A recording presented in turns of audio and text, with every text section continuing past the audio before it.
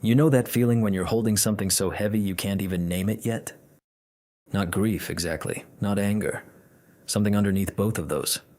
Something that sits right in the middle of your chest and just stays there. That's where a lot of these messages come from. I have to take a breath before I say this because some of what gets sent to me, I carry it for a while before I can put it into words. People write in the middle of the night, or right after something happens, or years later when they finally find the courage to say it somewhere. They send it to me because I'm a stranger, and somehow that's the only way it gets said at all. This channel exists for those moments, the ones that don't fit anywhere else, the ones too complicated to explain, too painful to perform, too real to dress up. I don't fix anything here. I don't judge. I just hold it with you for a little while. Tonight, the stories waiting are the kind that ask the hardest questions. Not the kind with clean answers, the kind that change the shape of things. I'll let them speak for themselves. I'm standing at the kitchen sink, and I'm washing the same mug I've already washed twice. His name was Daniel. Not Danny. He hated that. We had been together for almost 4 years when everything went wrong. That was ours. That was the thing. Every Tuesday, we'd each write something down on a slip of paper, something small that made us happy that week, and fold it into this old mason jar we kept on the windowsill above the sink. There are maybe 200 slips of paper in that jar. I want to tell you what Daniel was like before I tell you what I found. I trusted him the way you trust the floor under your feet. It started with a voicemail. I told myself it was nothing. I folded a slip of paper that Tuesday. The second thing was a Thursday night. I sat on the couch and I thought about the name Raina. You know that feeling, when you're waiting for someone to lie to you? I was living in that room. I found the messages on a Saturday morning. I put the phone back exactly where it had been. He came out 20 minutes later. Morning, you want eggs? I said, sure. I said, who's Raina?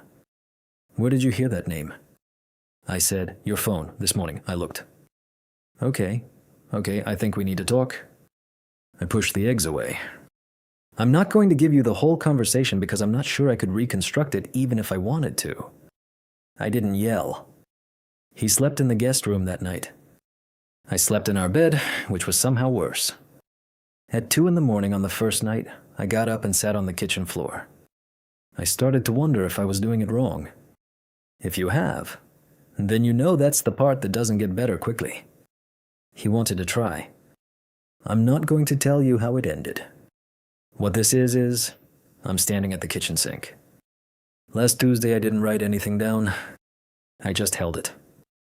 There's no clean ending to a story like that. Some things just stay open, like a door someone walked through and didn't close behind them. And I keep coming back to this. Not the moments people choose to lie exactly, but the ones before that. The ones where someone looks at what they know, what they're holding, and thinks, not yet. Maybe soon. Maybe when it's easier. Maybe when I figure out how to say it without everything changing. The thing is, everything's already changing. It just hasn't been said out loud. You know that feeling? When someone you love is carrying something heavy, and part of you can almost sense the weight of it, even before you have a name for what it is? There's someone I want you to hear from next. He's been sitting with something for a while now. 3 months, give or take. And the person closest to him is only just now finding out. He's not a villain in this. I don't think it's that simple. But simple isn't really what we do here. There's a particular sound a medicine bottle makes when it rolls off a nightstand. I know that now. I didn't know it before. It's lighter than you'd expect. A small, dry rattle, almost delicate. And then it hits the floor and the cap comes loose, and maybe 30 little white pills scatter across hardwood in every direction. And you're on your hands and knees at 6:40 in the morning, trying to collect them before your boyfriend wakes up, and you're counting them back into the bottle because that's just what you do. That's just the kind of person you are. And then you stop. Because you're reading the label. And you don't recognize the medication name. And then you read the diagnosis printed just beneath it, in that small, bureaucratic font that pharmacies use. The font that doesn't know it's capable of changing things. And the room does something strange. Not spins, not tilts. It just goes very quiet. Like the air itself decided to wait. Okay, let me back up. My name is Margot. I'm 31. I teach 4th grade, which means I spend most of my life at a laminator or on my knees helping someone find a lost crayon, and I am genuinely fine with that. I like small things. I like routines. I like the particular satisfaction of a classroom that smells like dry erase markers and someone's birthday cupcakes. I like Tuesday mornings when the sun comes through the east windows at exactly the right angle, and the kids are still quiet enough that you can hear them thinking. I like ordinary things. I want you to know that about me before I tell you the rest. His name was Daniel. Danny, mostly. He was 34, a structural engineer, which he described as making sure bridges don't fall on people, and he said it with this little self-deprecating smile that I fell in love with before I even understood I was falling. He had these hands, broad and careful, the kind that always seemed to know exactly where to be. On the small of your back when you were navigating a crowded room. Around a coffee mug first thing in the morning, both hands. Like warmth was something worth holding onto with your whole grip. We had been together almost 2 years. 2 years is long enough to know someone's sleep sounds. Long enough to know he put his keys in his left pocket and his phone in his right, and that he would forget his wallet on the kitchen counter at least twice a week. Long enough that I'd stopped thinking about our relationship as something new and started thinking of it as something structural, something load-bearing. We had rituals. Sunday mornings he made the coffee too strong because he always measured by eye instead of the scoop, and I drank it without saying anything because something about that imprecision felt like intimacy. We watched old movies on Thursday nights, his pick one week, mine the next, and he would fall asleep by the second act and I would let him. And sometimes I'd watch his face instead of the screen and think, this is what safe feels like. That's the part that matters, that I thought I knew what safe felt like. So, Tuesday morning, 6:40, his alarm hadn't gone off yet. I was already awake. I'm always already awake. That's just how I'm built. And I was reaching across him to turn my phone over on the nightstand because the screen had lit up with a school notification, and my elbow caught the edge of something, and I heard that sound. That small, dry rattle. I slid out of bed quietly so he wouldn't wake up, got down on the floor, started collecting pills in my palm, and I want to be honest with you here. I want to tell you exactly what I was thinking, which was nothing. I was thinking nothing. I was just picking up pills off a floor at 6:40 in the morning because that's what you do. I wasn't suspicious. I wasn't looking for anything. I was just being the kind of person who cleans things up. And then I was reading the label. Sotalol. Prescribed to Daniel Reyes. And underneath that, in smaller text, the indication. The reason for the prescription. Cardiac arrhythmia. I stayed on my knees for a moment longer than made sense. The pills were all back in the bottle. There was nothing left to do on the floor. But I stayed there anyway, because standing up felt like it would require a decision I wasn't ready to make yet. You know that feeling? And maybe you know it, where your brain receives information and then just holds it at arm's length? Like, it knows the information is important, but it needs a second before it lets it all the way in? That's where I was. Kneeling on the hardwood with a prescription bottle in both hands, reading the same 2 words over and over. Cardiac arrhythmia. His heart. Something was wrong with his heart. I didn't know. He had never told me. I have to sit with that for a second, even now. Because the not telling is the thing. The not telling is the whole thing. I put the bottle back on the nightstand. I went to the kitchen. I made the coffee, with the scoop this time, the right amount, not his way. And I sat at the table and I looked at my hands and I waited for him to wake up. He came out at 7:15, hair still pressed flat on one side, squinting at the light. He said, "You're up early." And I said, "I'm always up early." And he laughed, and the laugh sounded completely normal. And I thought, how long has he been completely normal while carrying this? I didn't plan what I said next, I just said it.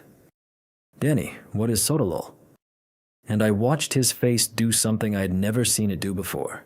Not guilt exactly, not panic. Something slower than both of those. Something that looked almost like relief, and I didn't know what to do with that. The idea that being caught might have felt like relief, so I just kept looking at him. He sat down across from me. He put both hands around his coffee mug, his way, both hands. "Where did you—" He started and then didn't finish. It fell. Off the nightstand. I was picking it up. He nodded slowly, like that was a reasonable explanation for the end of something. "How long?" "About 14 months. 14 months. We had been together 2 years, which meant he had known for most of it. Which meant he had been taking a heart medication every day for over a year and sleeping next to me and drinking coffee with me and falling asleep during movies and putting his keys in his left pocket and his phone in his right. And none of it, not one Tuesday morning, had included telling me, 'I didn't want you to worry.'" And his voice was quiet when he said it. Not defensive, just quiet. Like he'd been rehearsing that sentence for a while and had hoped he'd never have to use it. I looked at him for a long time before I answered. "Danny, I live with you." And he didn't say anything, because there wasn't anything to say to that. We both knew what it meant, that I had been making decisions about our life, about our future, about what I was walking into, without information that was mine to have. Not because I was nosy, not because I had a right to his medical records, but because I loved him. And because loving someone means they get to know the shape of what they're loving, the real shape, not the shape you've decided is easiest for them to hold. I went to work that day. I don't know why, I just did. I stood in front of 22 fourth graders and taught a lesson about fractions, and I remember thinking, at some point during the lesson, a fraction is a part of a whole, and I didn't know the whole. And then I thought, that's a terrible thing to think while teaching fractions, and I almost laughed, and then I almost didn't. That night I slept on my side of the bed and he slept on his, and neither of us reached across the middle. The prescription bottle was still on the nightstand. I looked at it in the dark for a while. The days after that were strange, in a specific way I don't have a great word for. Not cold between us, not loud, just careful. Like we were both moving through rooms we weren't sure were still structurally sound. I kept coming back to the same question, and I want to be honest with you about this part because it's the part I'm least comfortable with. I kept coming back to wondering what I had missed. Whether there had been signs I'd chosen not to read, a conversation I'd steered away from, a moment where he'd almost told me, and I'd somehow made it easier for him not to. Because that's the thing about a silence this long. It doesn't just live in one person, it lives in the space between two people. And you start to wonder what your part of the space looked like, whether you'd left room for the truth, or whether you'd accidentally, lovingly, completely accidentally, made the room feel too small for it. I don't have an answer to that yet. What I have is this, the strange specific grief of realizing that the person who knew you best had decided on your behalf what you could handle. Had looked at you, at your Tuesday mornings and your wrong strength coffee and your whole particular life, and made a choice about what version of reality you deserve to live in. And the grief isn't about the diagnosis. I want to be clear about that. His heart condition is manageable. He's okay. That's not the wound. The wound is the deciding, the quiet, private, well-intentioned deciding. I think about something he said a few days later, when we were finally talking again. Really talking. The kind where neither person is performing composure. I thought if I told you it would become the whole thing, the whole relationship. I didn't want to be your sick person. I just wanted to be Danny. And I understood that. I did. I understood it the way you understand something that still hurts. Because I would have let him be Danny. I would have let him be Danny, who also happened to take a small white pill every morning with his badly measured coffee. I would have held both things. That's what I was there for. That's what I thought I was there for. But he didn't know that. Or he knew it and didn't trust it. And I'm still not sure which one of those is harder to sit with. Some nights I still reach for his hand in the dark and it's still there and it still feels like the same hand, broad and careful, the kind that knows where to be. And some nights I lie there thinking about all the ordinary Tuesdays I spent feeling safe, and wondering which version of safe was real. I keep thinking about what we do with the things people choose to tell us, or choose not to. Because both of those are decisions. Both of them cost something. You know that feeling. When someone hands you a piece of information and suddenly you're holding it and you didn't ask for it and you can't put it down and you have to figure out what you're supposed to do now, who this person is now, in light of it, that's not a small thing. That's actually one of the harder things. Someone wrote to us not long ago about a man who told her the truth, early, voluntarily. What he told her, the law had already decided it mattered. She had to decide if she did too. There's a photograph on our refrigerator. It's been there so long I stopped seeing it, the way you stop seeing things that just become part of where you live. It's from a camping trip we took 2 summers ago, maybe 3. Callum is laughing at something off camera, his hair still damp from the lake, his flannel shirt 2 sizes too big because he always bought things too big. He said it was practical. I said it made him look like he was borrowing someone else's life. He laughed at that too. That's the thing about Callum. He laughed at everything I said, even the things that weren't that funny. Not a polite laugh, a real one, where his whole face changed and he had to look away for a second like the laughter surprised him. I used to say things just to get that laugh. I'm not ashamed of that. We met at work. I'm a paralegal at a small firm downtown, 3 attorneys, 2 assistants, a coffee machine that sounds like it's dying every morning. Callum was the building's facilities manager, which mostly meant he fixed things and knew where everything was and had a key to every room. He used to stop by our floor to check the HVAC filters, and somehow those visits kept getting longer. Our office manager, Deb, started making pointed eye contact with me whenever he showed up. I pretended not to notice. I was not subtle. We'd been together almost 2 years by the time this happened. 2 years is long enough to know how someone takes their coffee and what side of the bed they can't sleep on and which topics make them go quiet in a way that isn't peaceful. 2 years is long enough to start imagining the rest of it. The apartment you'll maybe move into together. The dog you half-jokingly named once during a Sunday afternoon when the light was coming through the windows just right. We'd named the dog Ptolemy. We'd never had the dog. But we'd named him, and that felt like something. Callum had a way of making ordinary evenings feel like they were enough. He'd cook dinner, nothing fancy, usually pasta or something from a recipe he'd found and printed out and then deviated from entirely. And I'd sit on the counter with a glass of wine and read him the day's most absurd legal documents, and he'd listen with this expression like he was genuinely delighted that the world contained this much human complexity. We had a playlist. We had a drawer in his kitchen that had become, slowly, without announcement, my drawer. I kept a phone charger in it, and a hair tie, and one of those small tubes of hand lotion that I always forgot to take home. That drawer felt like more of a promise than a lot of things people say out loud. It was a Tuesday in November. I know it was Tuesday because I'd had a brutal afternoon. A deposition that ran 3 hours over, a client who cried in the hallway, a drive home where I sat in traffic for 40 minutes just staring at the brake lights ahead of me, like they were trying to tell me something. I didn't feel like being around people. But I also didn't feel like being alone, which is a very specific kind of exhausted, and Callum's apartment was closer than mine. He wasn't home yet when I got there. I had a key by then. I let myself in, dropped my bag by the door, and went to look for something to eat. His apartment was the kind of clean that required actual effort. He was like that, methodical, everything in a place. I always teased him about it. I'd move one thing an inch to the left just to watch him notice it later and quietly move it back without saying anything. I wasn't snooping. I want to be clear about that. I wasn't looking for anything. I was hungry, and I was opening cabinets, and his laptop was open on the kitchen table because he'd been working on something before his shift. And I wasn't looking at his screen. I wasn't. But it was open to his email, and the subject line of the message at the top was the name of a town I'd never heard of. And below it, a name. A woman's name. And below that, just the first few words of the message visible in the preview. I thought you should know that Marcus finally. I closed the laptop. I stood there for, I don't know. It wasn't long. But it felt long. You know that thing where your brain takes a moment to catch up to what your eyes just saw? Like, there's a delay.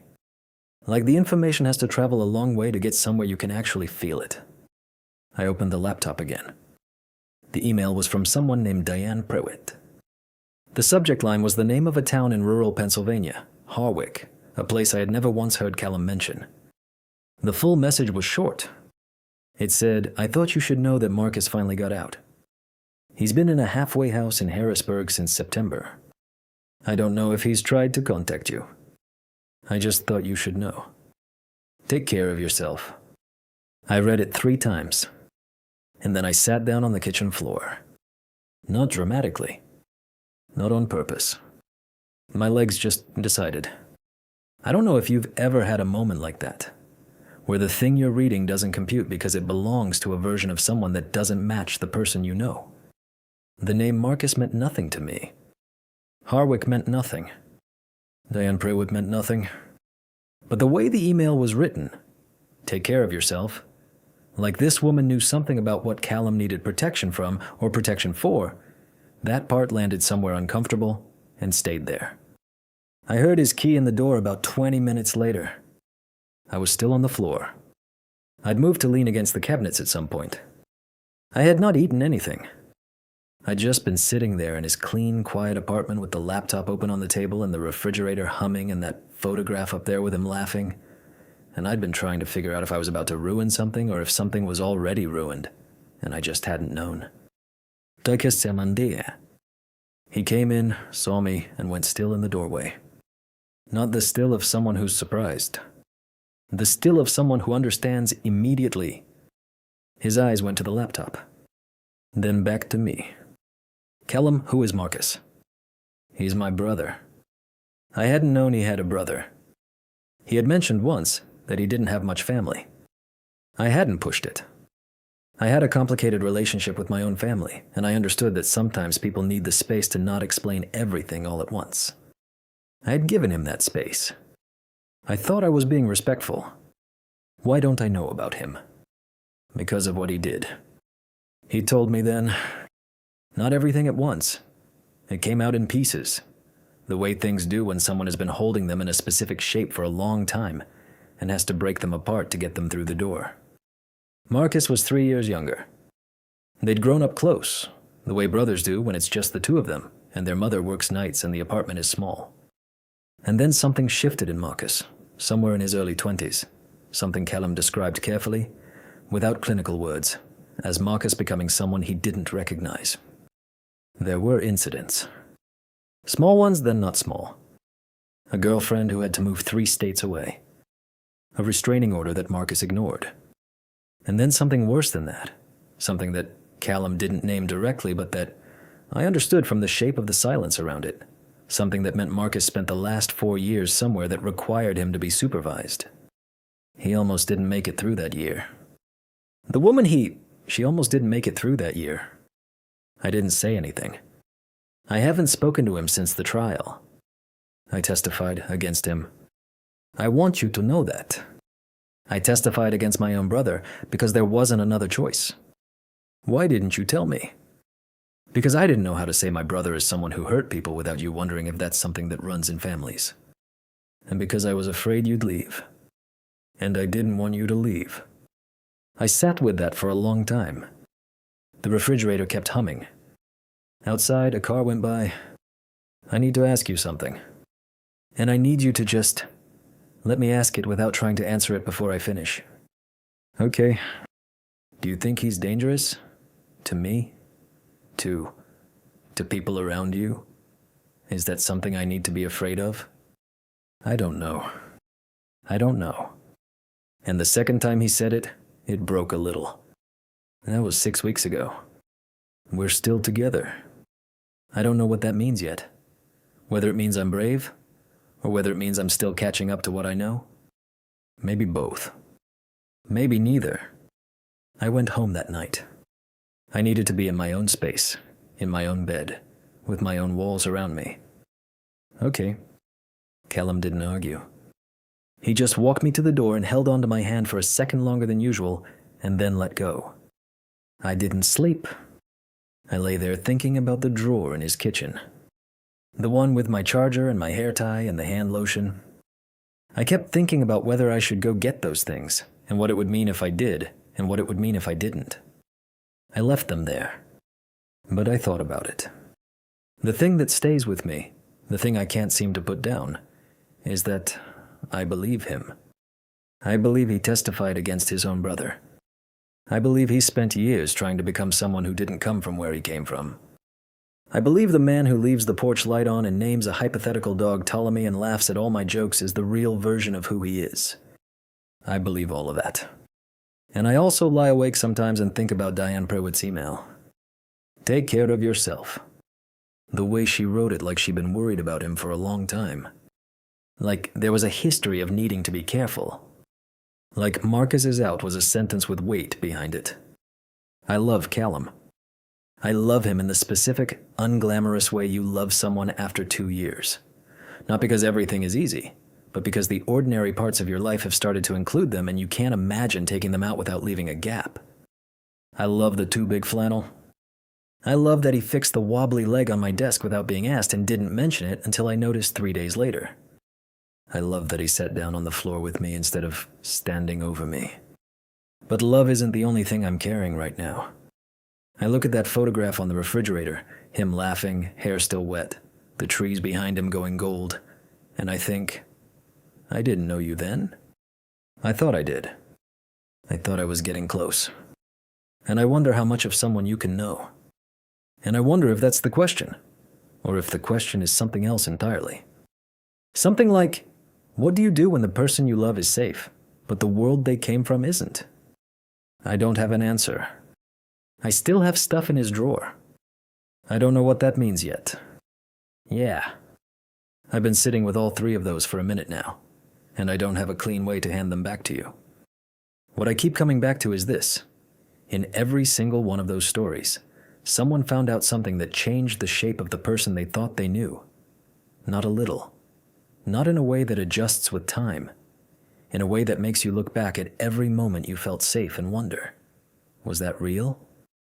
That's a specific kind of loss. It doesn't have a good name. It's not just heartbreak. It's more like the floor moved, and nobody warned you. If you've ever had that feeling, you know how quiet it gets right after. How you're not even angry yet. You're just standing there in a room that looks the same as it did an hour ago, and everything is different. You don't have to figure out what it means tonight. You're allowed to just hold it. Let it be unresolved. Let yourself not know what comes next. I know that's not the answer anyone wants, but I think sometimes the bravest thing is just staying present with something you don't understand yet, instead of rushing toward the version of yourself who's already okay. If you have something you've never said out loud, this is where it goes. We're not going anywhere. The thing about the truth is, it was always there. You just finally got to see it.